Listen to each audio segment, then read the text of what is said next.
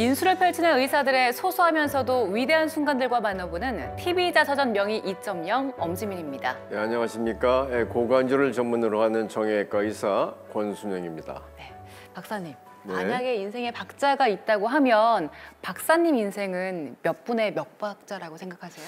글쎄요, 이게 상당히 어려운 질문인데요. 네 박자라는 송다가 씨 노래가 있죠. 네 박자 속에 사랑도 있고 또 이별도 있고 또 눈물도 있다. 세상사 모두가 네 박자라는 그 노래가 갑자기 불현듯 떠오르는 것 같습니다. 네, 네 박자 명곡이죠. 네, 네. 저는 인생에 박자가 있다고 하면 쿵짝짝 쿵짝짝 그 4분의 3박자 왈츠 박자였으면 좋겠는데 우아하잖아요. 네. 글쎄요, 4분의 3박자 왈츠 경쾌하면서도 우아하고 우리 엄지민 앵커에게 잘 어울리는 것 같습니다. 맞습니다. 네. 제가 인생 박자에 대해서 말씀드린 게 우리 몸 때문이거든요. 네. 우리 몸에도 1분에 60번에서 70번 정도 쉼없이 박자를 맞추면서 움직이는 곳이 있는데 어딘지 아시겠어요? 네, 바로 심장입니다. 맞습니다. 네. 자, 오늘 저희가 함께할 주인공이 쉼없이 뛰고 있는 심장의 건강을 지키는 명의십니다. 먼저 화면으로 만나보겠습니다.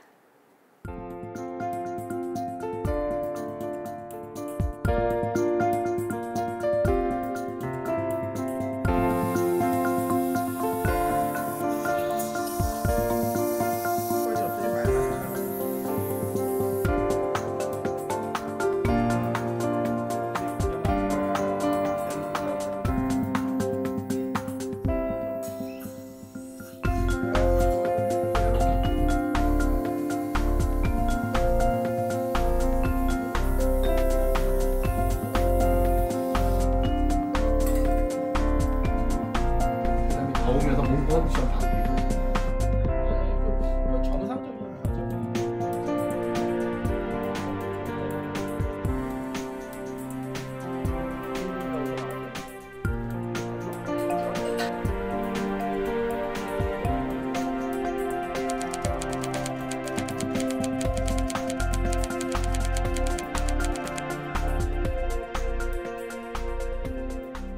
네, 오늘은 심장혈관 흉부외과 전문의 임상현 교수님 모셨습니다. 교수님 반갑습니다. 안녕하십니까. 네, 저희 시청자분들께 교수님 소개 부탁드릴게요. 예, 저는 아주대학교병원 심장혈관 흉부외과 교수인 임상현입니다. 저는 후천성 심장질환, 즉 성인 심장질환을 수술하는 의사인데 주로 관상동맥 질환, 대동맥 질환, 그리고 심장 판막 질환 등을 수술하는 그런 의사입니다. 만나뵙게 돼서 반갑습니다. 네, 네, 반갑습니다. 교수님 여태껏 흉부외과로 이렇게 통칭되었는데 얼마 전부터 심장혈관 흉부외과로 개칭되었죠? 예, 그렇습니다. 2022년 11월부터 흉부외과가 공식적으로 심장혈관 흉부외과로 바뀌게 되었습니다. 그 이유는 원래는 흉부외과라고 했을 때 이 목에서부터 복부에 있는 중간에 흉부에 있는 모든 기관을 수술을 한다고 해서 흉부외과라고 통칭을 했었습니다. 그런데 사실 저희 과에서 치료하는 질환이 폐나 식도와 같은 장기 말고도 심장, 그리고 심장에서부터 나오는 대동맥, 그리고 뇌혈관을 제외한 모든 혈관들을 같이 수술을 하고 치료를 합니다. 그러다 보니까 이러한 부분들이 이제 괴리감이 있다는 것들이 계속 문제 제기가 됐고요. 2022년 11월에 공식적으로 심장혈관 흉부외과로 명칭이 바뀌게 되었습니다. 네, 교수님 관상동맥 질환의 수술적 치료를 이제 전문으로 하시는 거잖아요. 네, 그렇습니다. 관상동맥 질환이라고 하면 이게 구체적으로 어떤 건가요? 여러분 심장을 얼마나 아실지 굉장히 궁금한데 심장의 99%는 근육으로 이루어져 있습니다. 그런데 여러분들 그런 생각 해보셨는지 모르겠는데 사람이 태어나서 죽을 때까지 한 번도 쉬지 않고 일하는 기관이 있는데 그게 심장입니다. 심장은 내가 뛰고 싶다고 해서 뛰는 것도 아니고 내 의사와 상관없이 태어났을 때부터 1분에 60번에서 80번 정도를 사람이 이제 평생 사는 동안을 뛰게 됩니다. 이 근육이 그런 일을 할 때에는 굉장히 많은 양의 산소와 영양분을 필요로 합니다. 그러면 그러한 산소와 영양분을 공급하는 길이 있어야 되는데 그 길이 관상동맥입니다. 이 관상동맥은 심장이 이렇게 있으면 심장의 표면으로 이렇게 지나가면서 심장의 곳곳에 혈액을, 영양분을 공급을 해주는데 이런 길에 문제가 생깁니다. 즉, 이 길이 끊어지거나 좁아지거나 그래서 물류인 이 혈액이 잘 공급이 되지 않는다라고 하면 심장 근육에 심각한 문제가 생기겠죠. 이렇게 해서 생기는 모든 문제를 통칭할 때 관상동맥 질환이라고 이야기합니다. 구체적으로 어떤 질환들이 있을까요? 관상동맥 질환이라고 하면 가장 여러분이 흔하게 들으시는 건 협심증 많이 들어보셨을 겁니다. 그다음에 조금 더 지나가면 심근경색증이라고 여러분 많이 들어보셨을 겁니다. 이게 이제 심혈관이 막혔을 때 여태까지 뭐 일반적인 상식으로 대부분 이제 보편화되어 있게 스텐트로 다 뚫는다고 얘기하지 않습니까? 근데 우리 교수님께서 이제 수술도 하시고 그 둘 간에 어떤 차이가 있습니까? 스텐트라는 거는 금속으로 만들어지는 그런 물질입니다. 그래서 우리가 이제 최근에는 우리나라에서 특히 많이 그렇게 하는데 심장에 관상동맥 질환이 있을 때 병이 심하지 않고 그다음에 이제 뭐 급성으로 응급실에 오는 경우에 이럴 때에는 가장 쉽게 스텐트를 넣어서 풍선으로 넓히고 스텐트를 넣어서 좁아지지 않도록 하는 치료를 가장 흔하게 합니다. 그러나 이제 한 가지 문제점이 있습니다. 스텐트라는 것이 금속으로 만들어지는데 금속으로 만든 이 이물질이 몸 안에 들어가면 반드시 나중에 어떤 부작용이 나타납니다. 염증 작용이나 이런 것이 나타나면서 이 스텐트가 계속 몸에 동화돼서 남아 있는 게 아니라 그 안에 재협착 또는 막힘 이런 것들을 유발하게 됩니다. 이렇게 되다 보니까 스텐트를 넣은 금속 안에 또 넣기도 하지만 문제가 됩니다. 그러면서 이제 수술의 중요성들이 이제 대두되게 되었습니다. 따라서 우리가 알고 있기로는 심장에 혈관이 막히면 스텐트를 넣는다. 그냥 워낙 우리나라가 많이 하니까 일반 상식처럼 되어 있지만 실제적으로는 수술에 필요한 환자들은 따로 있고 스텐트가 적합한 환자가 따로 있고 두 가지가 분명히 구별이 됩니다. 단지 이제 우리나라에서는 조금 전 세계적인 트렌드와 달리 스텐트를 좀 더 많이 하기 때문에 일반 국민들이 조금 잘못 생각하게 된 그런 부분이 있습니다. 그럼 스텐트 시술이 아니라 수술이 꼭 필요한 환자는 어떤 분들인가요? 심장의 관상동맥에는 제일 중요한 세 개의 혈관이 있습니다. 오른쪽으로 가는 게 한 가지, 왼쪽으로 나가는 좌주, 레프트 메인이라고 하는 아주 굵은 혈관이 있고 이 혈관은 바로 두 가지로 나눠집니다. 그래서 심장의 관상동맥은 3개 플러스 1 이렇게 표현을 하는데 이 혈관이 3개가 다 병이 있을 때 그러면 이 3개를 다 스텐트를 넣다 보면 무리가 옵니다. 그래서 혈관이 3개가 다 병이 있거나 특히 좌주, 왼쪽으로 나가는 가장 굵은 혈관에 병이 있거나 그 다음에 당뇨가 있는 환자들에서 이렇게 다혈관 질환, 다혈관이라고 하면 심장에 있는 2개 이상의 부분에 문제가 생기는 걸 다혈관이라고 하는데 이러할 경우 그 다음에 마지막 한 가지는 심장 기능이 한 35%, 즉 심부전증에 해당하는 환자가 심장 혈관에 문제가 있으면 그때는 스텐트를 하지 말고 수술하는 것이 훨씬 좋다라고 하는 것이 미국의 심장학회와 유럽의 심장학회의 공통적인 권고사항입니다. 그 부분은 스텐트도 넣을 수 있는 거 아니냐 많은 이야기를 하지만 에비던스를 가지고 수술이 이만큼 결과가 좋다? 그러면 스텐트는 이 정도밖에 되지 않는다. 또는 스텐트를 넣는 게 도움이 되지 않다. 이렇게 이제 권고를 하고 있습니다. 지금 교수님께서 이제 관상동맥 우회술의 정증에 대해서도 아주 간략하게 좀 말씀을 해주셨는데, 우리나라는 이제 참 아까 맨 처음에 말씀하셨다시피 참 일반적인 혈관 뚫는다 그러면 스텐트로 이제 통칭되는데, 지금 외국 상황은 좀 어떤가요? 이런 관상동맥 질환에 있어서 수술과 어떤 스텐트의 어떤 비율이라든가 아니면 현재 상황은 어떻습니까? 몇 년 전에 이제 심사평가원, 건강보험 심사평가원에서 심장내과와 흉부외과, 그 당시는 흉부외과였습니다. 같이 이제 회의를 하는 자리에서 자료가 오픈된 적이 있었습니다.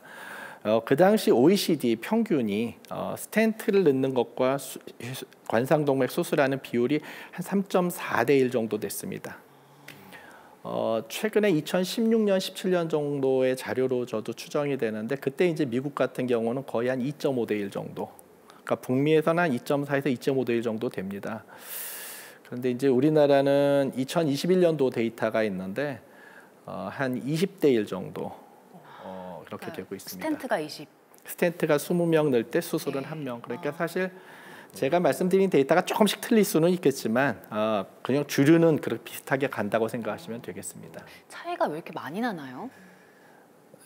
참 미묘한 질문이긴 한데 이제 정확하게 말씀을 드리면 주로 이제 북미 쪽에 미국이나 심장학회나 이런 쪽은 여러분 아시겠지만 굉장히 공인된 기관들입니다. 많은 에비던스를 가지고 근거를 가지고 치료 방침을 결정을 하는데 여기에서는 우리나라 시스템이 다른 게 딱 하나 있습니다.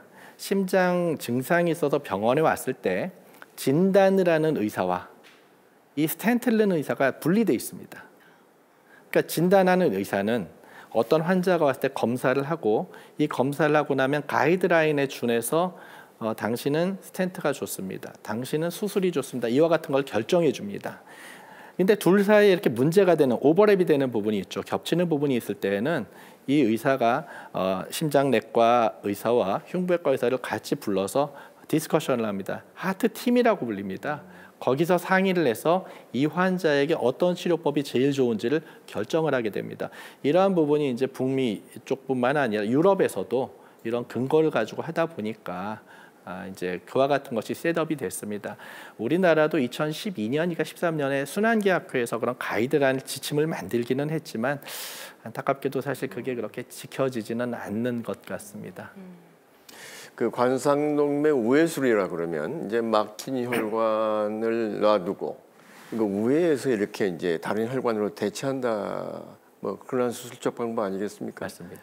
그럼 여기에 사용되는 혈관은 어디서 이렇게 그 대체를 하는가요? 그 부분이 사실 그 수술이 필요하다라고 하는 부분을 저희가 얘기할 수 있는 근거가 되는데 우리가 심장 수술, 관상동맥 수술에 사용하는 혈관은 내 몸에 있는 혈관을 씁니다. 인공혈관은 절대 사용하지 않고요. 다른 사람 것도 못 씁니다.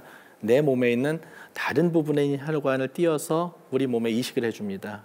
그렇게 해서 제일 꼭 써야 되는 혈관이 어디냐면 사람의 가슴의 양쪽으로 이와 같이 흘러내려가는 혈관이 있습니다. 내흉동맥이라는 게 오른쪽 왼쪽에 있는데 이 내흉동맥은 반드시 심장에 붙이도록 되어 있는 게 이제 골든 스탠다드입니다.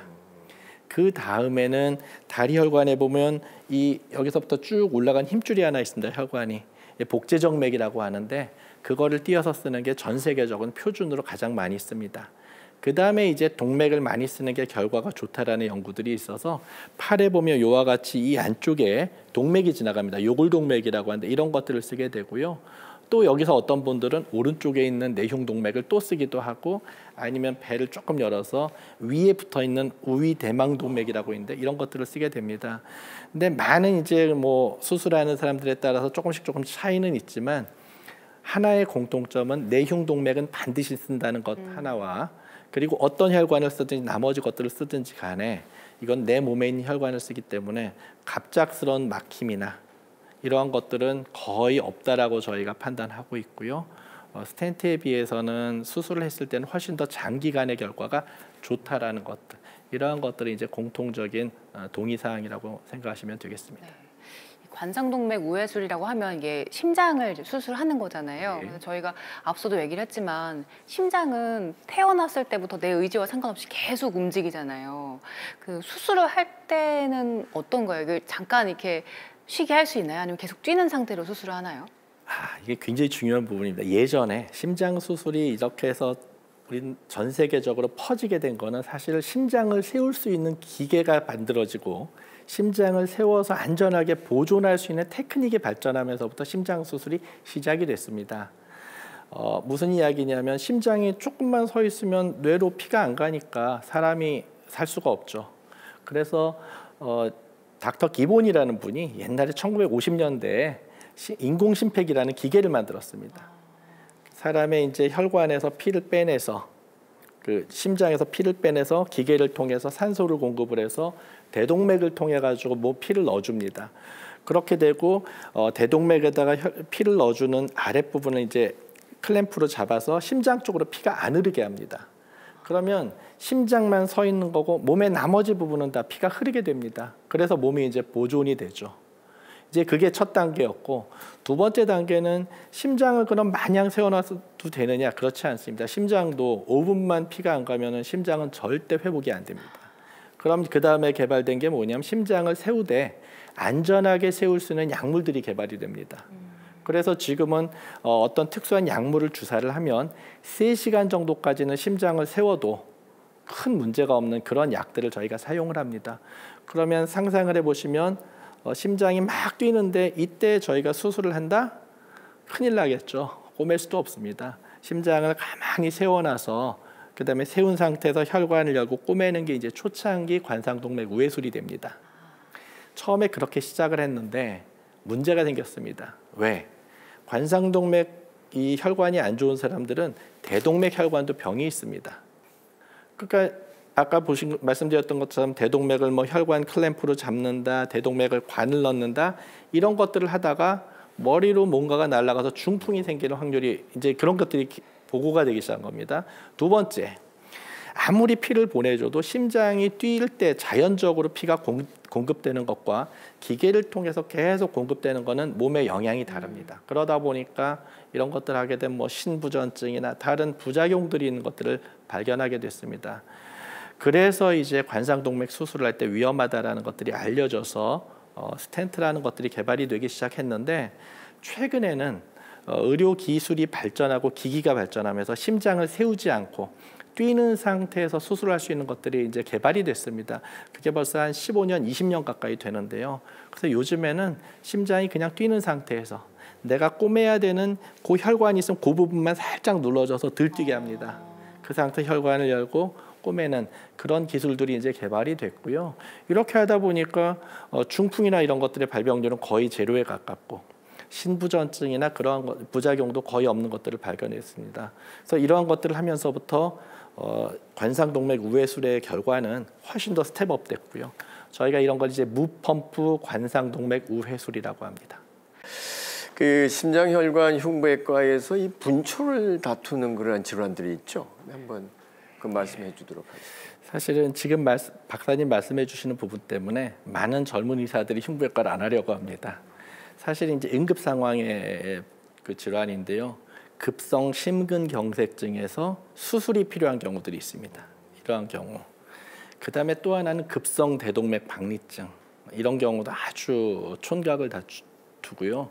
마지막 하나가 흔하지는 않지만 급성 폐동맥 색전증이라는 병이 있는데 대부분은 약물로 치료하지만 약물에 반응하지 않는 경우에는 빨리 수술하지 않으면 이제 생명을 잃을 수 있는 그러한 경우가 되겠습니다. 뭐 어느 게 제일 흔하냐? 사실 급성 심근경색증이 가장 흔한 병은 맞습니다. 그러나 이제 그러한 것들은 내과적으로 스텐트를 하면서 많은 부분은 커버를 해주고 있지만 대동맥 박리증이 급성으로 오는 경우에는 수술 이외에는 다른 방법은 없습니다. 이 세 가지가 흉부외과에서 다루는 가장 중요한 응급질환이 되겠습니다. 응급질환 말씀해 주셨는데 그중에서 급성 폐동맥 색전증 이 병은 오래 앉아 있었을 때 생기는 병이라면서요? 아, 예, 그렇습니다. 혹시 그 앵커님 아마 이코노미 클래스 증후군 들어보신 적 있을 겁니다. 최근에는 보도되지 않지만 불과 몇 년 전까지만 해도 이코노미 클래스 증후군으로 인해서 뭐 장시간 비행을 탄 다음에 쓰러졌는데 환자분이 안타깝게 승객이 사망했다. 가끔 나왔습니다. 이게 이제 급성 폐동맥 색전증이 됩니다. 이렇게 오래 이런 자세로 좁은 곳에서 움직이지 않고 오랜 시간 앉아 있고 거기다가 지금 스튜디오도 굉장히 조명이 많으니까 조금 덥지 않습니까? 이런 탈수를 유발할 수 있는 상황. 그 다음에 이제 최근에는 문제가 되는 게 이제 게임이 되겠습니다. PC방에서 게임을 하다 보면 재밌다 보니까 굉장히 오랜 시간 이렇게도 잘 모릅니다. 이렇게 되는 경우들에는 자기도 모르게 이제 몸에 수분이 부족해지고 피가 걸쭉해집니다. 그다음에 다리를 안 움직이니까 다리는 붓습니다. 혈액순환이 잘 이루어지지 않습니다. 이렇게 된 피에서 피떡, 혈전이 생깁니다. 이런 것들이 생겨서 심장으로 날아가는데 대량의 혈전이 날아서 폐동맥을 갑자기 막는 순간에 그때는 이제 두 가지가 생깁니다. 폐로 피가 안 가니까 숨이 차기 시작하고요. 그 다음에 폐로 피가 넘어가야지 심장이 뛰어주는데 길이 막히니까 심장이 급격히 이렇게 늘어나게 됩니다. 그래서 이제 응급 상황이 되겠습니다.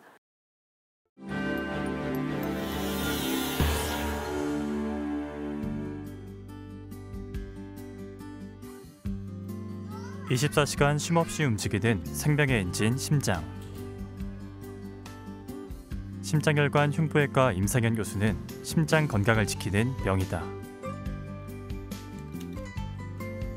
특히 그는 중증 협심증과 심근경색증 환자들을 살리는 관상동맥 우회술의 국내 최고 전문가로 알려져 있다.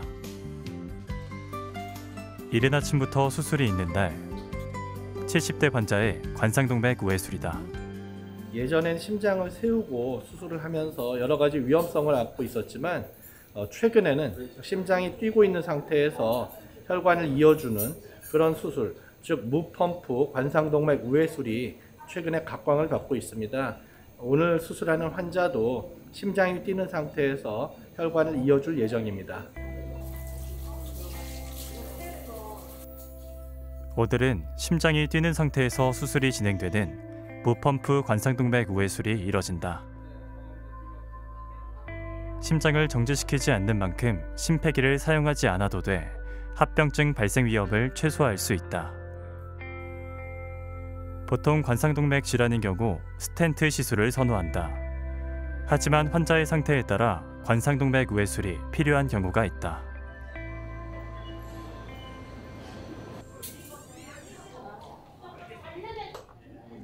안녕하세요. 앉으십시오. 지금 제일 피 검사는 다 좋은데 당, 콩팥, 영양 상태, 간 수치, 콜레스테롤 다 정상이거든요. 네. 그다음에 이제 뭐 아까 뭐 땀나 그런다 혹시 염증 있을까 본데 다 정상이에요 이런 것들. 그래요? 그다음에 제일 중요하게 우리 맨날 보는 거 있잖아요. 콜레스테롤 변화하는 거. 지금 보시면은 얼굴 뭐 아주 좋아요. 딱 좋아요. 그러니까 요 정도. 지금 제가 10년이 넘게 임상현 교수에게 진료를 보낸 환자. 생사가 걸려있던 응급 상황에서 임 교수에게 수술을 받아 고비를 넘겼다. 그 인연으로 두 번째 심장 수술도 임 교수에게 믿고 맡겼다. 두 번째 수술은 첫 번째 수술 뒤에 3년 후에 했는데 계속 저를 진료를 하셨었고 하행선 수술을 언젠가 한 번은 해야 된다고 말씀하셨기 때문에 그리고 또 저의 신체에 대해서는 잘 아시니까 그래서 의뢰를 하게 됐죠. 환자들을 편안하고 솔직하게 대하려고 노력하는 임상현 교수. 이러한 임 교수의 모습에 환자들은 그를 신뢰할 수 있었다.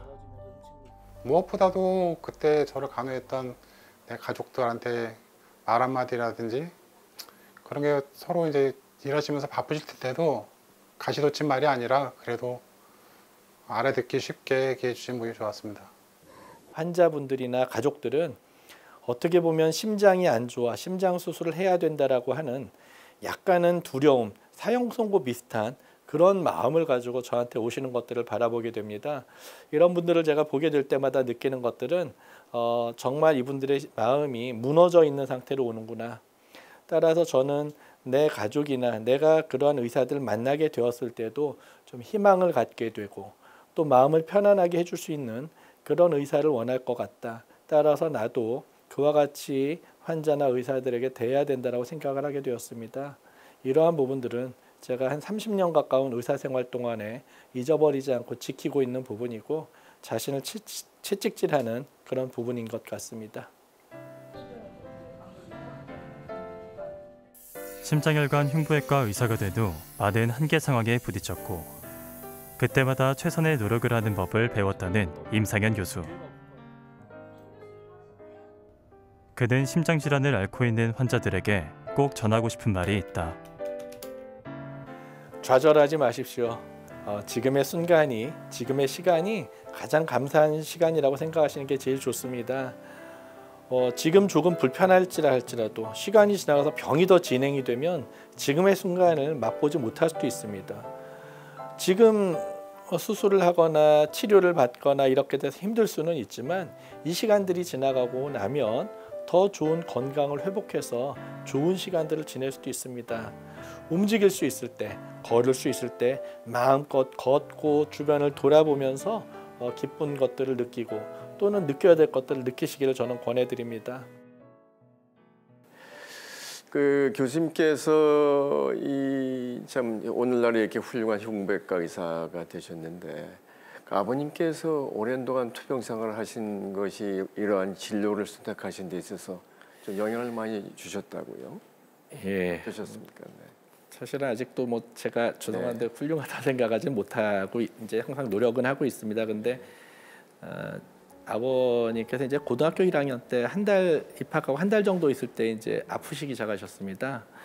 폐렴이 좀 오셨던 걸로 이제 제가 의사가 된 다음에 추정을 하는데 안타깝게도 서울에 있는 이제 대학병원에 입원을 하셨었는데 조금 좀 부주의한 일들이 일어나면서 콩팥 기능을 잃게 되셨습니다. 그래서 한 2년 반 정도 투병하시다가 학력고사 앞두고 이제 그때 이제 돌아가셨습니다. 그런데 고등학교를 다 그와 같이 이제 그런 속에서 지내다 보니까 아무래도 이제 의사라는 것들을 생각을 하게 되면서 꿈꾸면서 이 자리까지 오게 되지 않았나 싶습니다. 같은 의사로서 보게도 이 흉부외과라는 그런 자체가 이 수술 자체가 생명과 직결되는 그런 관계로 해서 스트레스를 많이 받고 또한 그 방금 말씀하신 여러 가지 질환과 연관된 응급시술이 많고 참 밤낮으로 수술하고 난 다음에 머리 희끗희끗한 교수님들이 제가 중환자실에서 못 나가는 걸 참 학창 시절이나 아니면 전공 시절에도 많이 봤거든요. 우리 교수님께서 어떻게 하다 이 흉부외과를 선택하게 되셨습니까? 근데 이제 원래는 저는 외과를 하려고 했습니다. 아버님이 이제 그 신부전증으로 이렇게 돌아가시고 했던 것들이 있어서 저도 이제 뭐 찾아보다 보니까 이식 수술 그런 걸 했는데 저희 아버지가 아프실 때는 이식 수술이 활성화되지 않았었거든요. 면역 억제제가 아직 개발되기 전이었습니다. 그래서 나중에 외과를 하고 신장 이식이나 이런 것들을 하는 의사가 되면 전문가가 되면 좋겠다라는 꿈을 가지고 이제 인턴을 시작을 했는데 전공의 지원을 하는 그 텀에 흉부외과 인턴을 돌게 됐습니다. 우연히. 근데 이제 열심히 이제 돌았는데 갑자기 회식을 하면서 나와 나갔더니 과장님이 너는 무슨 과 할 거니? 그래서 외과 할 겁니다. 그랬더니 너 그러지 말고 너 흉부외과 해라. 이제 얘기를 던져주신 겁니다. 그러고 난 다음부터 이제 흉부외과에 대해서 조금 찾아보게 됐고 이제 흉부외과를 하게 됐습니다. 근데 저도 이제 그렇게 해서만 흉부외과를 한 줄 알았습니다. 근데 교수가 되고 난 다음에 급성 대동맥 박리증 수술을 이제 밤에 수술을 한 적이 있었는데 한 새벽 4시 정도로 생각을 합니다. 수술은 잘 됐는데 이제 환자가 심장이 안 돌아오니까 고민하는 상황입니다. 수술은 잘 됐는데 피는 안 나는데 왜 환자가 회복이 안 되지? 고민을 하고 있는데 이제 마취과 교수님들이 이제 열심히 봐주고 있으니까 저는 수술 다 끝났으니까 답답한 마음에 수술방에서 나와서 이제 깜깜한 본교 캠퍼스를 내려다보면 창문을 이제 내려다보고 있는데 갑자기 한 20년 전에 이렇게 기도했던 것들이 좀 생각이 나더라고요. 고등학교 때 이제 아버지도 아프시고 그러니까 그 당시 이제 되고 싶은 것들에 대한 생각을 하면서 좀 기도하면서 지냈던 시간들이 있었는데 마음속에 그때 저도 모르고 이제 그런 기도를 좀 했었습니다. 그 의사가 되고 싶은데 생명을 다루는 좀 크리티컬한 거를 다루는 의사가 되고 싶다. 그런 게 이제 하나가 있었고 두 번째는 이제 아버지가 말씀하셨던 것처럼 돈을 버는 의사는 되고 싶지 않습니다. 근데 마지막 기도가 사실 문제였습니다. 나중에 혹시 이제 의사가 돼서 너무 교만하고 그렇게 될까봐 좀 한계 상황에 부닥치고 한계 상황에 부닥쳤을 때 겸손하게 좀 무릎을 꿇을 수밖에 없는 의사가 됐으면 좋겠습니다. 이런 기도를 했던 게 한 20년 지난 다음에 그 새벽에 생각이 나더라고요. 그러면서 왜냐하면 그때 그 환자의 상황이 의학적으로 제가 아는 지식으로 그 마취과 교수님은 저보다 한 10년 선배인 그런 경험이 많은 분이셨지만 해결할 수 없는 그런 상황이었습니다. 그래서 이제 이런 것들을 쭉 이제 경험을 하고 또 그런 것들 생각을 하면서 쭉 되다 보니까 흉부외과를 내가 선택해서 한 것 같지는 않고 뭔진 모르지만 어렸을 때 했던 그런 마음의 기도와 소원대로 내가 그 길을 가게 됐나 보다. 사실 그런 생각을 좀 하게 됐습니다. 겸허한 자세를 기도하셨다고 하셨는데 아무리 그런 자세를 가지고 있다고 하더라도 이 심장이라는 장기가 우리의 생사를 결정하는 곳이다 보니까 심리적인 부담이 상당하실 것 같아요. 사실 오늘 녹화 못 올 뻔했습니다. 어저께 이제 수술을 한 분이 아침 7시 반에 들어서 9시 반에 나왔습니다. 저녁에 한 14시간 했죠. 근데 이분은 제가 2006년도에 이제 아주대병원으로 자리를 옮기면서 한 달 만에 수술했던 분입니다. 그 당시 42살이셨던 분이고 그때 이제 심장에 판막을 3개를 갈았는데 한 17년 반 정도 지났는데 판막에 문제가 생겨서 이제 재수술을 하게 된 겁니다.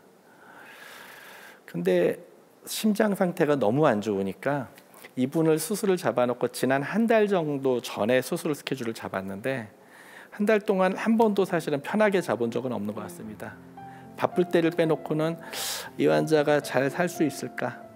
이 환자 수술이 잘못되면 안 되는데 이 환자 할 때 이렇게 하면 될까? 이런 것들이 이제 머릿속에서 떠나지 않는 걸 이제 경험을 합니다. 근데 이러한 것들이 정말 안 좋은 환자들을 얘기하고 그러니까 준비하고 수술할 때는 항상 마음에 이제 그런 생각들을 할 수밖에 없는 것 같습니다. 차라리 응급수술이면 가만히 있다가 오는 거니까 부닥치면 되는데 이렇게 계속 외래로 다니던 환자들 안 좋은 거 알다가 어느 순간에 못 견디니까 수술하게 되는 경우에는 그런 부분은 이제 어쩔 수 없이 제가 고민하면서 가져가야 되는 부분인 것 같습니다.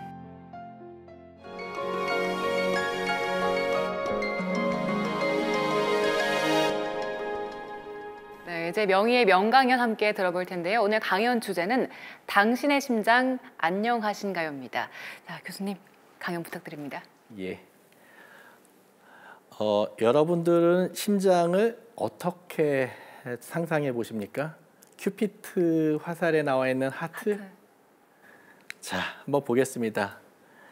지금 왼쪽에 보시는 이와 같은 부분이 여러분이 흔하게 접하는 하트입니다. 대신에 큐피트 화살 대신에 심전도를 제가 표시해 놨습니다. 이게 심장이 뛸 때 이렇게 되는데 사실은 일반 의사들도 심장이 정확하게 어떻게 생겼는지는 잘 못 봅니다. 가슴을 열어보지 않으면 모르죠. 저 엑스레이에서 보시는 가운데 하얀 부분이 심장입니다. 저게 이제 거의 대부분의 사람이 볼 수 있는 간접적인 심장의 영상이 됩니다. 그러면 여러분들 심장이 실제 뛰는 모습을 보여드리겠습니다. 정상적인 심장의 근육입니다. 좌우에 보이는 노란색은 심장에 끼어 있는 지방이 되겠습니다. 아이들, 선천성 심장병이 있는 아이들의 심장을 보면 그때는 사실 저런 지방이 거의 없이 그냥 빨간색의 근육으로만 되어 있습니다. 근데 나이가 들면서 또 아시는 것처럼 뭐 내장 비만부터 해서 지방부터 해서 많은 것들이 변화가 올 때 심장도 이와 같이 변화가 온다라는 것입니다. 물론 이 심장은 정상 심장은 아닙니다. 수술할 때 찍은 거니까는요. 이제 이와 같이 여러분이 상상하는 것과는 다른 모습의 심장이라는 것을 말씀드리고 싶고요. 두 번째는 이 심장은 태어나서 사람이 죽을 때까지 1분에 60번 내지 80번을 쉬지 않고 뛴다는 겁니다. 저 근육에 영양분을 공급하는 것이 관상동맥이 되고 그 관상동맥이 문제가 생겼을 때 가장 흔한 질환인 협심증이나 심근경색증을 일으킨다는 겁니다. 그러면 왜 심장의 병에 대해서 이렇게 말씀을 드리느냐? 이게 건강보험 심사평가원 자료입니다. 2021년도 자료입니다. 사망 원인의 제일 높은 것이 당연히 암입니다. 그런데 두 번째가 심장질환입니다. 저 옆에 그래프를 보시면 83년도, 90년도, 한 2010년까지는 심장질환보다도 폐렴이나 다른 질환이 더 위험했었습니다. 그런데 2010년 전부터는 심장질환이 부동의 2위를 지키고 있습니다. 그런데 잘 생각해 보시면 암은 몸의 곳곳의 장기에서 생기지 않습니까? 그렇다면 단일 장기에서 생기는 질환 중에서 사망률이 제일 높은 것은 당연히 심장입니다. 그래서 심장이 중요하다라고 강조를 드리는 겁니다. 심장병의 분류에는 굉장히 많은 게 있는데 이건 한번 제가 만들어 봤습니다. 비동맥경화성 심장질환. 여러분 동맥경화는 다 아실 겁니다. 그래서 동맥경화가 있는 동맥경화성 심장질환과 비동맥경화성 심장질환이 있는데 비동맥경화성 심장질환은 여러분이 알고 계시는 선천성 심장질환, 판막질환, 그리고 심근병증, 부정맥 같은 게 이제 해당이 되고요. 동맥경화성 심장질환은 지금 이제 말씀드리고 있는 관상동맥 질환, 즉 협심증, 심근경색증이 동맥경화성 심장질환이 되겠습니다. 왜 이렇게 나눴느냐? 저 위에 있는 병은 예방이 불가능합니다. 아무리 노력을 하셔도 저 위에 있는 병이 발생하는 것을 우리가 어떻게 해볼 수가 없습니다. 반대로 이 밑에 있는 관상동맥 질환은 우리가 노력을 하면 굉장히 많은 부분에 대해서 예방도 가능하고 또 병이 발병을 했다 할지라도 병의 진행도 늦출 수 있고 우리가 할 수 있는 부분이 굉장히 많기 때문에 이와 같이 분류를 해봤습니다. 그럼 관상동맥이란 무엇이냐? 관상동맥은 말씀드린 것처럼 심장 표면에 존재하게 되고 이러한 혈관에 좁아지거나 막혀서 혈액 공급이 안 되게 되면 그때 나타나는 병이 관상동맥 질환이 되겠습니다. 그럼 관상동맥 질환이라는 건 어떻게 생기는 거냐? 정상적인 혈관은 이와 같이 그냥 표면이 어떤 그 관이 형성이 되어 있는 혈관이 있고요. 그 혈관의 표면 자체가 굉장히 매끄럽습니다. 매끄러워서 아무것도 달라붙지 않을 만큼 혈관의 정상 부분을 진짜 열어서 이렇게 보면은요 아주 부드럽고 미끌미끌합니다. 그래서 다른 아무것도 붙을 수가 없습니다. 그런데 여러 가지 이유에 의해서 주로는 이제 그 콜레스테롤이 높거나 흡연이나 뭐 이런 것들에 의해서 또는 당뇨에 의해서 혈관에 이제 염증이 생기게 되는 건데요. 그렇게 됐을 때 혈관에 조그만 노란 플라크라고 하는데 그런 게 좀 쌓이게 되죠. 그런 것들이 이제 해서 동맥경화가 시작되는 겁니다. 그렇게 해서 계속 진행이 되면 동맥이 내막이 손상이 됐고 혈관벽에 콜레스테롤이 축적이 되면 죽상반이라고 하는 것이 점점 많아지게 됩니다. 그렇게 많아지면은 혈관의 그 직경은 정해져 있는데 저렇게 많은 것들이 혈관을 막아주게 되면은 피가 지나가는 길은 당연히 줄어들게 됩니다. 근데 안타깝게도 저게 한 50% 정도 막혔을 때까지는 증상이 없습니다. 그러니까 병이 진행이 돼도 모르고 지내는 겁니다. 그럼 언제쯤부터 증상이 나타나느냐? 끝에 보신 것처럼 한 70% 이상 좁아져야지만이 증상이 나타나는데 그것도 편안하게 있으면 잘 모릅니다. 운동을 하거나 무거운 걸 들거나 힘든 상황이 됐을 때 증상이 처음 나타나게 됩니다. 밑에 보시는 것처럼 저 혈관벽이 노랗게 콜레스테롤이나 이제 플라크라고 하는 이런 것들이 쌓였을 때 저런 것들은 표면이 거칠거칠하기 때문에 저기에 혈소판이나 이런 것들이 달려붙게 되고 소위 말하는 피떡, 혈전이 많이 붙게 됩니다. 그래서 혈전이 붙어서 완전히 막히면 그게 심근경색증이 되고요. 상식적인 얘기들 중에 하나가 아스피린이 심장병을 예방한다.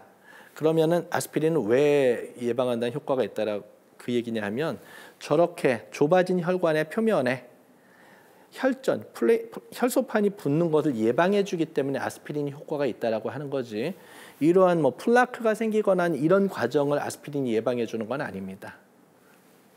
이렇게 해서 병이 진행이 됐을 때 관상동맥 질환이 되고 저게 70% 75% 이상이 되거나 완전히 막혔을 때 그래서 증상이 심각하게 나타날 때를 급성 관상동맥 증후군이라고 이야기를 합니다. 이렇게 혈관이 좁아지게 되면 다양한 증상이 나타납니다. 이런 것들이 왜 생기느냐? 앞에서 잠깐 말씀드린 것처럼 흡연, 당뇨, 고혈압, 고지혈증, 비만 이런 것들이 있을 때 이런 것들에 의해서 동맥경화증 이런 게 붙게 되면 혈관이 딱딱하게 변화가 됩니다. 그래서 동맥경화, 딱딱하게 된다, 동맥경화증입니다. 이렇게 되게 되면 제일 먼저는 가슴 통증, 우리가 너무나 상식적으로 한 흉통이 나타나는데 주로 이 명치 부분이나 왼쪽 가슴 부분에 흉통이 나타나고 처음에는 보시는 것처럼 운동 시에 힘든 일을 하거나 뛰거나 그럴 때만 흉통이 나타나고 가만히 쉬면 좋아집니다. 이게 이제 초기 증상이 되겠습니다. 여기서 조금 진행이 되면 가만히 쉬고 있을 때도 통증이 나타나거나 통증이 왼쪽 팔 또는 목으로 이렇게 방사돼서 퍼져서 나타납니다. 그 심장병이 있는 분인데 나 자꾸 왼쪽 팔이 아파요. 목도 뻗치는 것 같아. 이렇게 오는 분들도 있습니다. 여기서 더 진행이 돼서 심근경색증의 단계로 들어가게 되면 보시는 것처럼 식은땀, 호흡곤란들이 나타나게 되는데 저건 심장 근육이 이미 괴사가 일어나고 심장 기능이 떨어지게 됐을 때 나타나는 전형적인 증상이 됩니다. 즉 혈관이 막히는 정도에 따라서 흉통의 정도도 점점 심해지고 또 처음에는 힘들 때만 증상이 있고 쉬면 괜찮다가 점점 갈 땐 조금만 움직여도 통증이 나타나고 아주 심한 분은 어떤 분이 있었냐면 밥을 못 드십니다. 밥을 먹으려고 꾹꾹 삼키면 통증이 나타나고 그래서 어떻게 지내셨냐? 물만 조금씩 드시면서 심장병인지 모르고 계시다가 내시경하다가 이상하다고 의뢰가 됐던 그런 분도 계십니다. 그러면 관상동맥 질환은 어떻게 치료하느냐? 당연히 제일 먼저 약물 치료를 합니다. 너무나 잘 아시는 것처럼 혈관이 안 좋으면 아스피린 먹는다.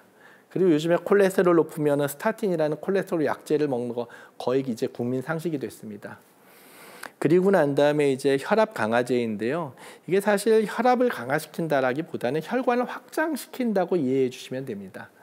혈관을 확장시켜서 심장으로 가는 혈액량을 늘려주겠다. 또는 심장이 너무 빨리 뛰면 일을 많이 하니까 통증이 옵니다. 그래서 심장을 좀 천천히 뛰게 해주겠다. 이런 것들이 이제 베타 차단제, 칼슘 기량제 이런 것들이 되겠습니다. 그런데 이러한 경우들에 이제 해당이 안 되면 아시는 것처럼 스텐트라고 하는 경피적인 관상동맥 시술을 하든지 여기서 치료가 안 되거나 또는 혈관에 여기저기 병이 많게 되면 그때는 아예 관상동맥 우회술이라고 하는 수술적인 치료를 받아야만 합니다. 스텐트 시술에 대한 사진을 보여드리겠습니다. 이 부분이 짤록합니다. 다른 부분은 이 부분 이외에 다른 부분 혈관이 아주 괜찮죠. 한 군데만 딱 병이 있습니다. 그 부분에 대해서 가운데 사진에 보시면 뭔가 풍선으로 그 부분을 넓히고 있습니다. 이렇게 되고 난 다음에 저 마지막 사진을 보시면 아까 좁아져 있던 부분이 없어졌습니다. 네. 풍선으로 넓히고 스텐트를 넣었을 때 아주 완벽한 치료를 우리가 한 그런 케이스가 됩니다. 중요한 것은 스텐트를 넣을 때 이런 경우가 가장 좋은 경우라는 겁니다.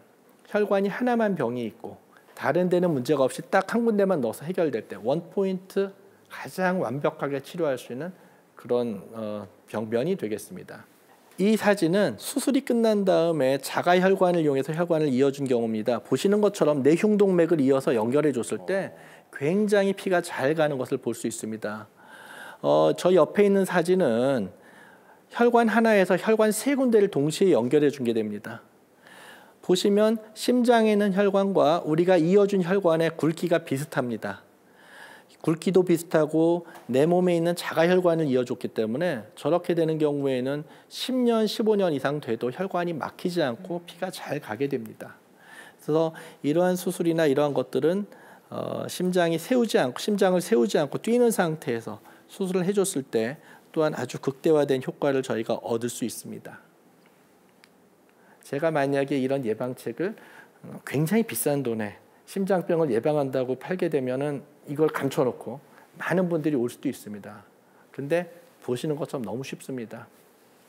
어쩔 수 없이 현대인이 스트레스를 많이 받기는 하지만 내가 어떻게 해서든 이 스트레스를 관리를 해야만 합니다. 그래야지 심장병에서부터 자유로울 수 있고요.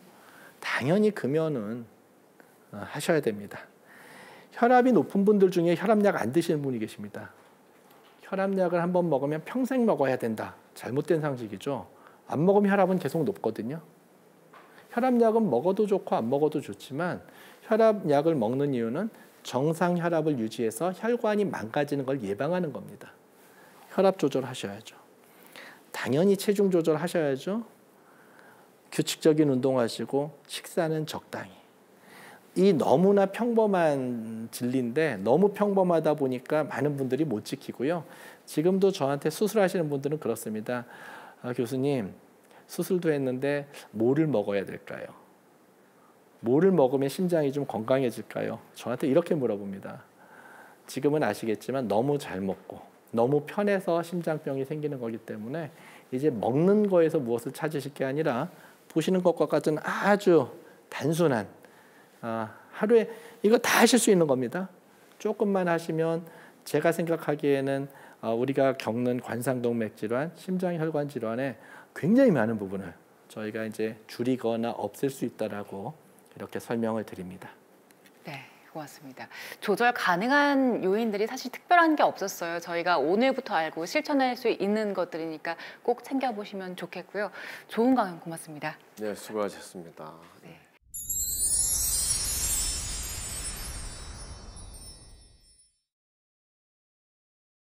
저희가 공식 질문이 있습니다, 교수님.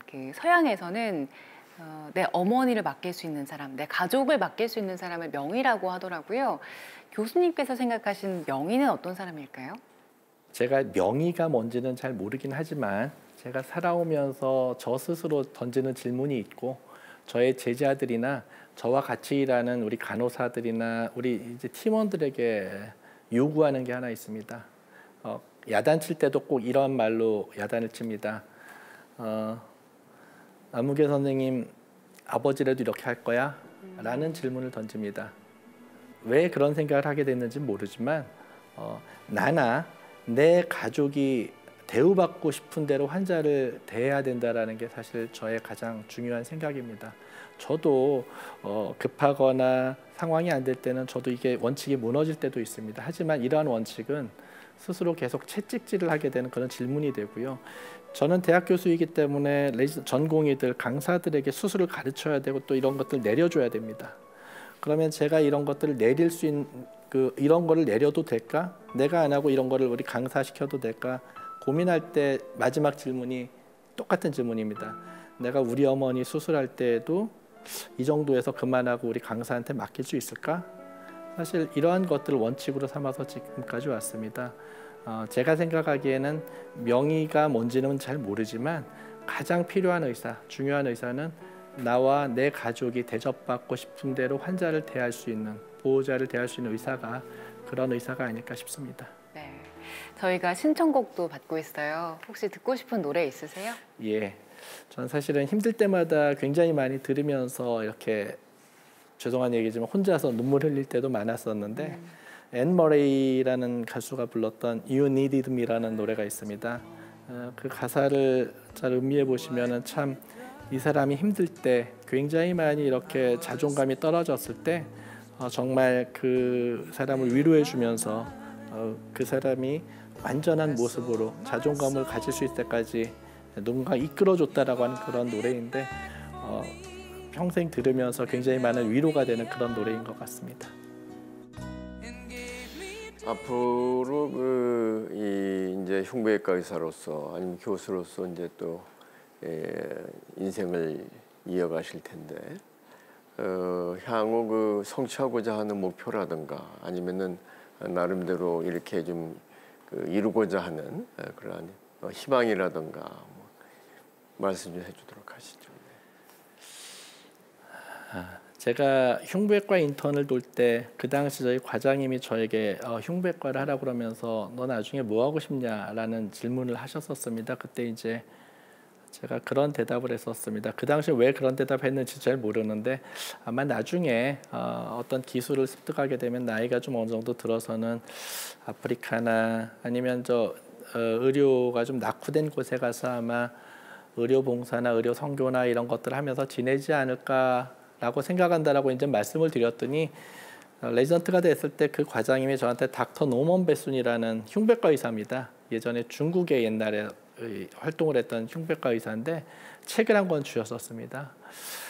잊어버리고 많은 것들을 누리고 또 이렇게 바쁘게 살았는데 어느 순간부터인가 이제 그때 또 기억이 자꾸 나는 것 같습니다. 그래서 지금도 뭐 힘들다라고 이야기는 하지만 굉장히 많은 거를 받았고 또 누리고 있습니다. 그래서 더 힘이 빠지고 또 더 나이 들기 전에 뭔가를 내가 받은 거를 좀 돌려줘야 되겠다라는 생각을 하고 방법을 찾는데 쉽지는 않은 것 같습니다. 이게 흉부외과라 심장혈관 흉부외과라고 하는 건 이제 워낙 스페시픽하다 보니까 어디 가서 무엇을 해야지만 이런 걸 좀 이렇게 내가 가진 거를 나눌 수 있을까 계속 고민하게 되는 것 같습니다. 아마 박사님 물어보신 질문에는 아마 지금도 고민 중이긴 한데 빨리 이제 저도 뭔가를 계획을 세우고 이러한 부분을 나눌 수 있는 것들을 찾게 되는 삶 아마 제가 그런 걸 계획하게 될 것 같습니다. 말씀 중에 충분히 함축된 의미를 저희가 모두 알 수 있었습니다. 네. 내가 받은 것들을 언젠가 세상에 돌려줘야겠다는 의무감이 오늘날의 임상현 교수님을 이렇게 아주 훌륭한 심장혈관 흉부외과 의사로서 키운 원동력이 아니었구나 하면 다시 한번 되돌아봅니다. 오늘 이야기를 나누면서 저 역시도 의사가 되려는 순간의 초심을 후배 의사님하고 말씀을 나눴지만은 다시 한번 성찰하게 되는 계기가 된 것 같습니다. 네, 교수님 오늘 함께 해주셔서 고맙습니다. 감사합니다. 네. 한 명의 의사가 한 명의 환자뿐만 아니라 한 가정의 한 가족에게 그렇습니다. 얼마나 큰 영향을 미치는 존재인지 오늘 교수님 말씀 들으면서 그리고 이 프로그램 진행하면서 더 많이 느끼게 됩니다. 그런 의미에서 이 자리에 모시는 명의분들이 얼마나 대단한 분들인지 네. 또 매번 느끼게 되는 것 같습니다. TV 자수전 명의 2.0 다음 시간에도 질병으로 고통받고 있는 환자와 가족들을 위해서 의료 현장에서 고군분투하시는 이 시대의 명의를 모시고 다시 찾아뵙겠습니다. 네, 오늘도 함께해 주신 여러분 고맙습니다.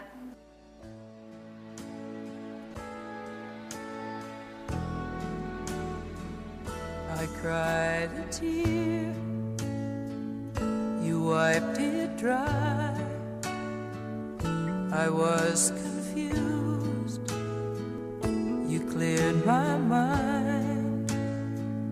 I sold my soul, you bought it back for me and held me up and gave me dignity. Somehow you needed me, you gave me strength to stand alone again, to face the world out on my own again. You put me high upon a pedestal, so high that I could almost see eternity. You needed me, you needed me, and I can't believe it's you, I can't believe it's true. I